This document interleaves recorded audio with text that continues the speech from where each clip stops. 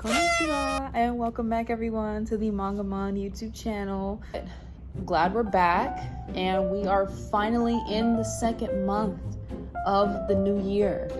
Can you guys believe it? Because I don't think I can. I'm still having a hard time trying to process everything. It's getting a while. It's taking a minute for me to actually get a hang of everything, but it'll come. I will say this, I am excited for the upcoming stuff, new releases coming out. I'm very excited for that this year. And I couldn't help but notice, not only next week I'll definitely make another video touching more on this, but I realized we have Valentine's Day coming up, and I realize we have a lot of we have a good set of at least action, comedy, maybe some thriller, maybe something a little scary. I've mentioned before we have the Junji Ito comics, amongst others.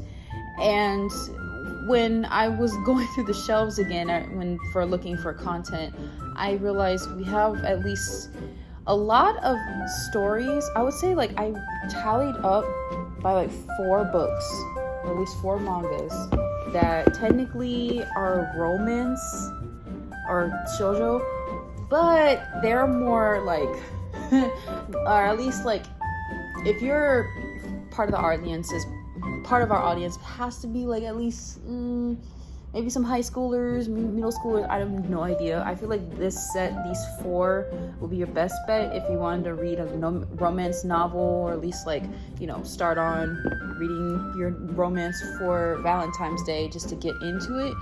For those, I feel like those are appropriate. The other stuff, they're kind of they're a little nah. Especially Inuyasha, I would say it's part of the shoujo, but then it's also a mixture of shonen. So then we got action with romance, which is very common, especially in American films.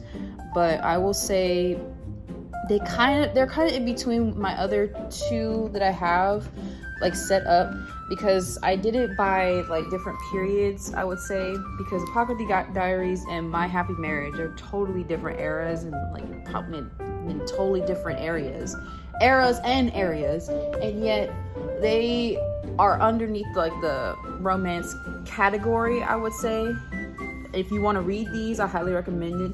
But when I was watching the anime for both of them and reading the books, I realized I would say the audience has to be 18 and over or something, just so that they can get it, they can understand it. I mean, to each their own. I started reading Fushishi Yugi when I was in middle school, I believe.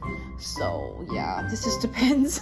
But yeah, especially the other one where we have written a girlfriend looking into the anime just for the first few episodes. I realized, yeah, this is a little for the adults. But I mean, I have other recommendations other than those. It's just these books I would highly recommend for different categories and different eras of romance.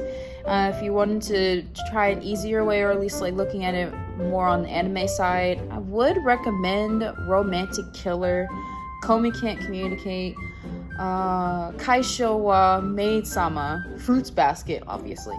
I will say My Love Story as well. Oh my gosh, I love that one. That one has me giddy. And I say this a lot, but I will say Kimi ni Tokode would also be a part of it. Horimiya as well. And the Apocalypse Diaries, My Happy Marriage. Yeah, those are pretty good in terms of mangas turned into animes that are under the romance category that you can read for the 14th.